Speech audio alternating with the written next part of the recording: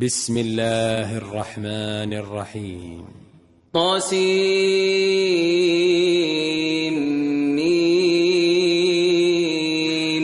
تلك آيات الكتاب المبين نتلو عليك من نبأ موسى وفرعون بالحق لقوم يؤمنون. إن فرعون علا في الأرض وجعل أهلها شيعا يستضعف طائفة منهم يذبح أبناءهم ويستحيي نساءهم إنه كان من المفسدين. ونريد أن نمن على الذين استضعفوا في الأرض ونجعلهم أئمة ونجعلهم الوارثين ونمكن لهم في الأرض ونري فرعون وهامان وجنودهما منهم ما كانوا يحذرون. وأوحينا إلى أم موسى أن أرضعيه فإذا خفت عليه فألقيه في اليم ولا تخافي ولا تحزني إنا رادوه إليك وجاعلوه من المرسلين. فالتقطه آل فرعون ليكون لهم عدوا وحزنا إن فرعون وهامان وجنودهما كانوا خاطئين. وقالت امرأة فرعون قرة عين لي ولك لا تقتلوه عسى أن ينفعنا أو نتخذه ولدا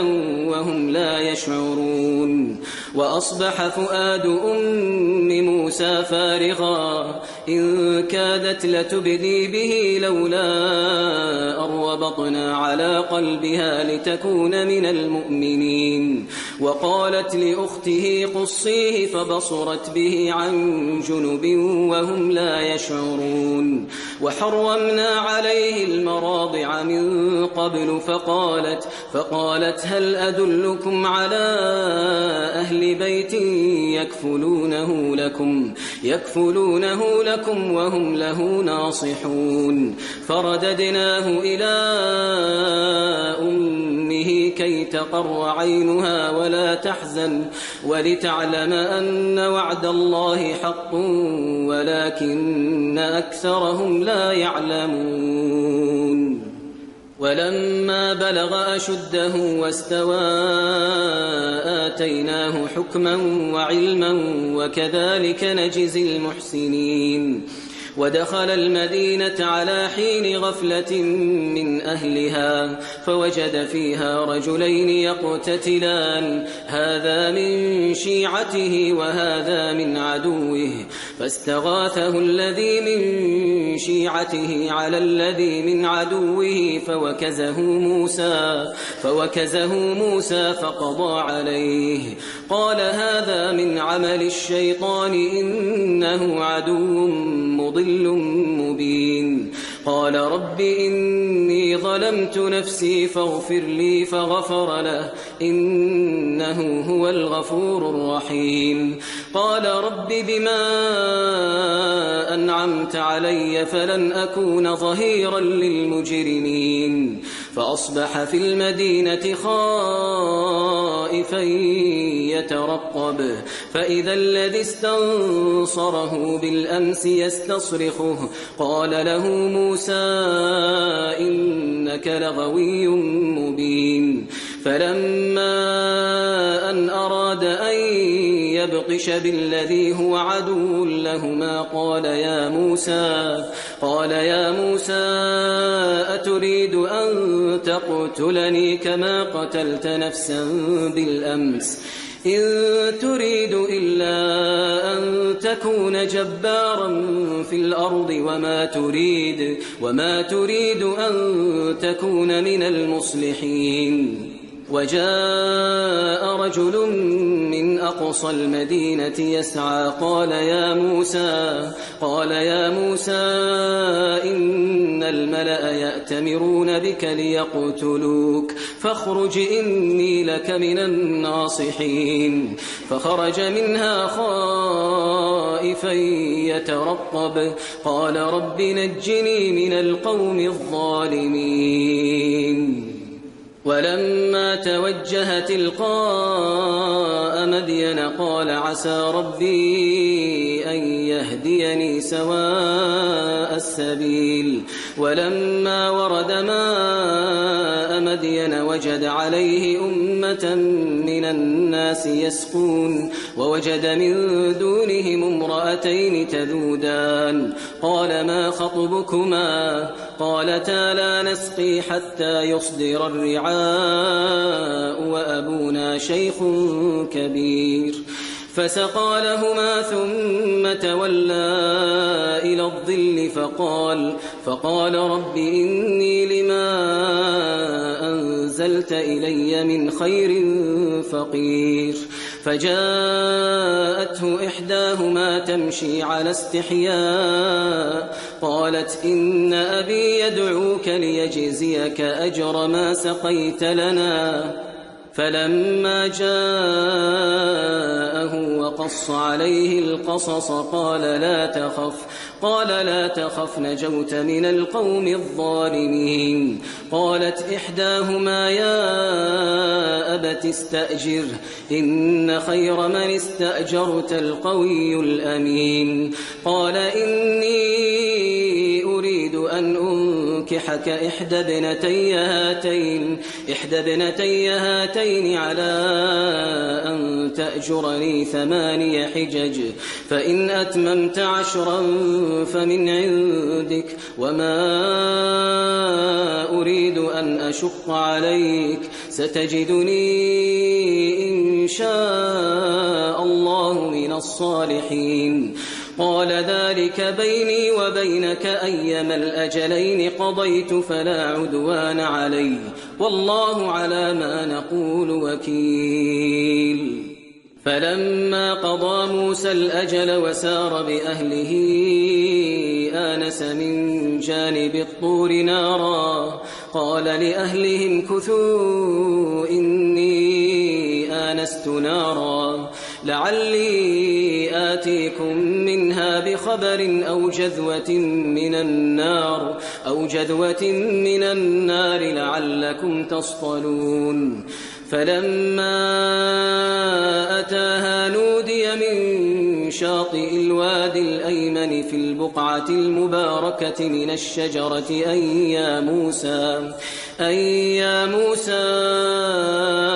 إني أنا الله رب العالمين وأن ألق عصاك فلما رآها تهتز كأنها جان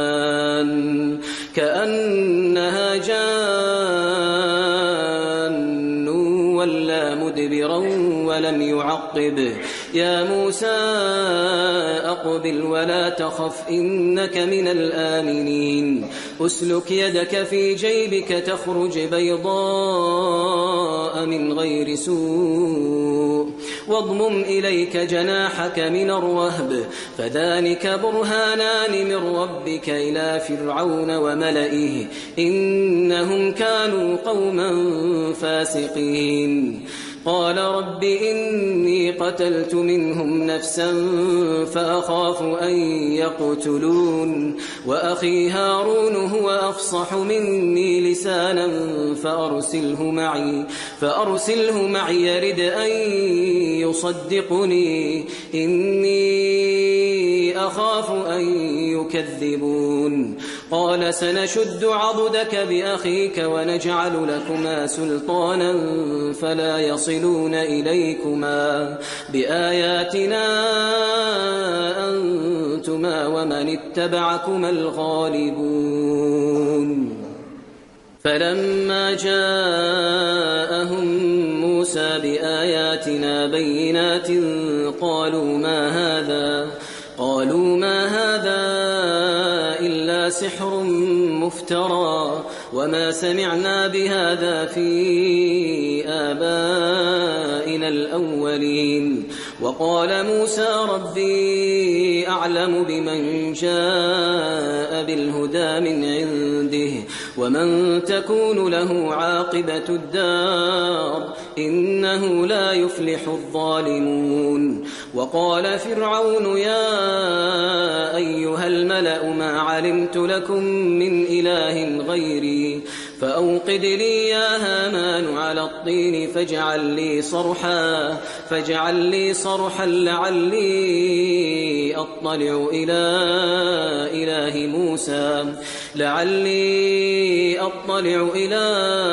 إله موسى وإني لأظنه من الكاذبين. واستكبر هو وجنوده في الأرض بغير الحق وظنوا أنهم إلينا لا يرجعون. فأخذناه وجنوده فنبذناهم في اليم فانظر كيف كان عاقبة الظالمين. وجعلناهم أئمة يدعون إلى النار ويوم القيامة لا ينصرون. وأتبعناهم في هذه الدنيا لعنة ويوم القيامة هم من المقبوحين. ولقد آتينا موسى الكتاب من بعد ما أهلكنا القرون الأولى بصائر للناس وهدى ورحمة لعلهم يتذكرون. وما كنت بجانب الغربي إذ قضينا إلى موسى الأمر وما كنت من الشاهدين ولكننا أنشأنا قرونا فتطاول عليهم العمر وما كنت ثاويا في أهل مدين تتلو عليهم آياتنا ولكننا كنا مرسلين. وما كنت بجانب الطور إذ نادينا ولكن رحمة من ربك لتنذر قوما ما أتاهم من نذير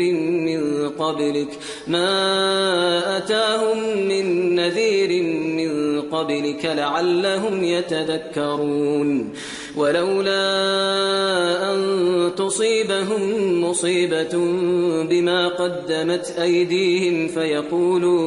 فيقولوا ربنا لولا أرسلت إلينا رسولا فنتبع آياتك ونكون من المؤمنين. فلما جاءهم الحق من عندنا قالوا لولا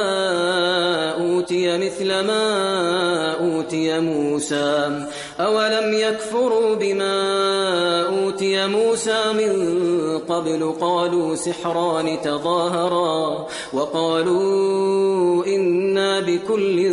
كافرون. قل فأتوا بكتاب من عند الله هو أهدى منه ما أتبعه إن كنتم صادقين. فإن لم يستجيبوا لك فاعلم أنما يتبعون أهواءهم ومن أضل ممن اتبع هواه بغير هدى من الله إن الله لا يهدي القوم الظالمين. ولقد وصلنا لهم القول لعلهم يتذكرون. الذين آتيناهم الكتاب من قبله هم به يؤمنون. وإذا يتلى عليهم قالوا آمنا به إنه الحق من ربنا إنا كنا من قبله مسلمين. أولئك يؤتون أجرهم مرتين بما صبروا ويدرؤون بالحسنة السيئة ومما رزقناهم ينفقون. وإذا سمعوا اللغو أعرضوا عنه وقالوا لنا أعمالنا ولكم أعمالكم سلام عليكم لا نبتغي الجاهلين إنك لا تهدي من أحببت ولكن الله يهدي من يشاء وهو أعلم بالمهتدين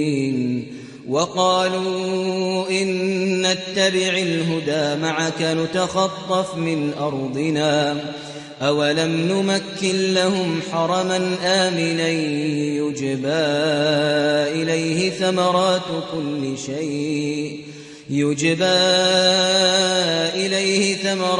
كل شيء رزقا من لدنا ولكن أكثرهم لا يعلمون وكم أهلكنا من قرية بطرت معيشتها فتلك مساكنهم لم تسكن من بعدهم إلا قليلا وكنا نحن الوارثين وما كان ربك مهلك القرى حتى يبعث في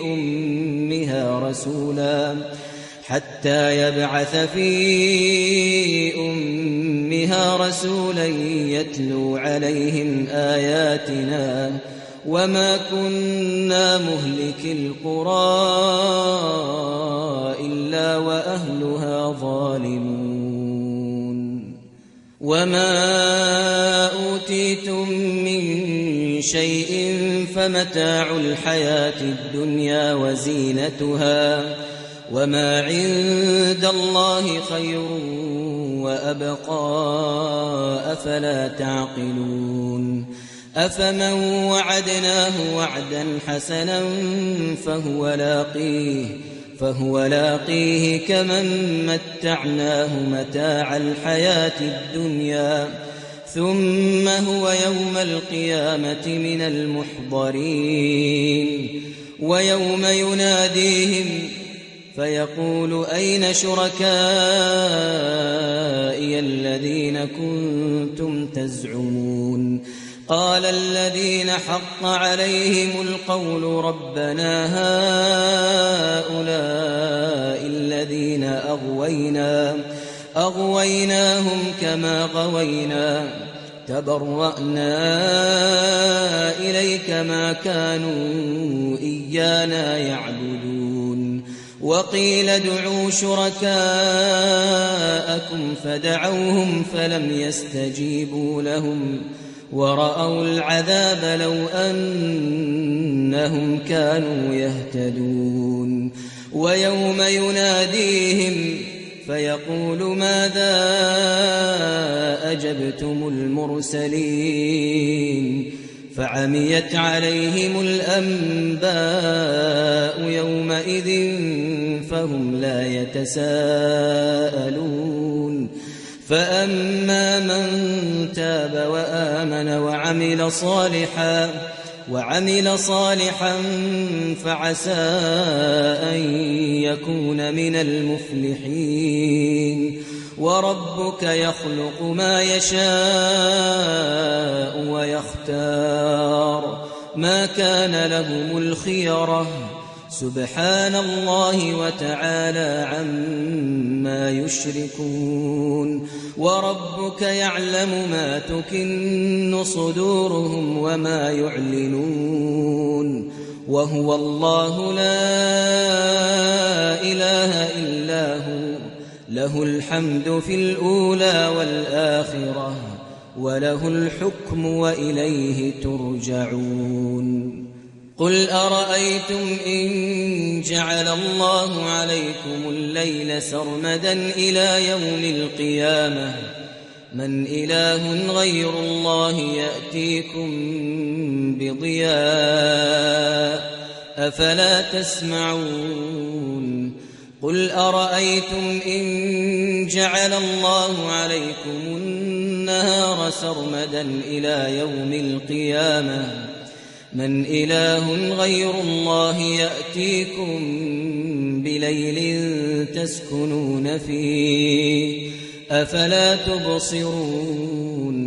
ومن رحمته جعل لكم الليل والنهار لتسكنوا فيه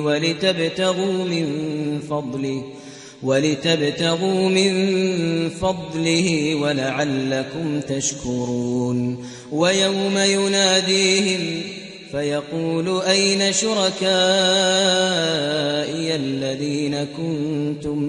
الذين كنتم تزعمون ونزعنا من كل أمة شهيدا فقلنا هاتوا برهانكم فعلموا أن الحق لله وضل عنهم ما كانوا يفترون إن قارون كان من قوم موسى فبغى عليهم وآتيناه من الكنوز ما إن مفاتحه لتنوء بالعصبة أولي القوة إذ قال له قومه لا تفرح إن الله لا يحب الفرحين وابتغ فيما آتاك الله الدار الآخرة ولا تنس نصيبك من الدنيا وأحسن كما أحسن الله إليك ولا تبغ الفساد في الأرض إن الله لا يحب المفسدين قال إنما أوتيته على علم عندي أولم يعلم أن الله قد أهلك من قبله من القرون من هو أشد منه قوة وأكثر جمعا ولا يسأل عن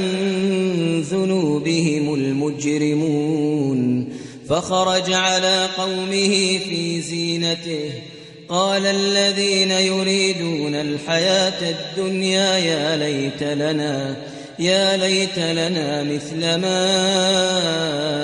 أوتي قارون إنه لذو حظ عظيم وقال الذين أوتوا العلم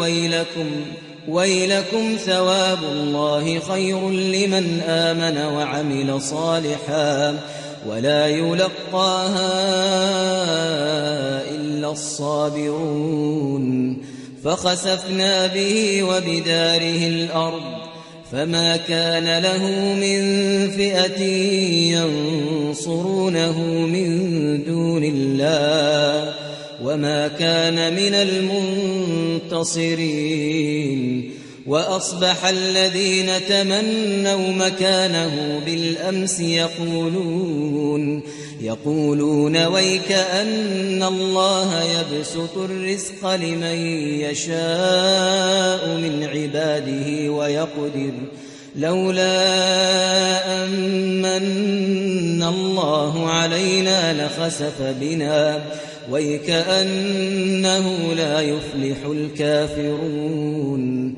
تلك الدار الآخرة نجعلها للذين لا يريدون علوا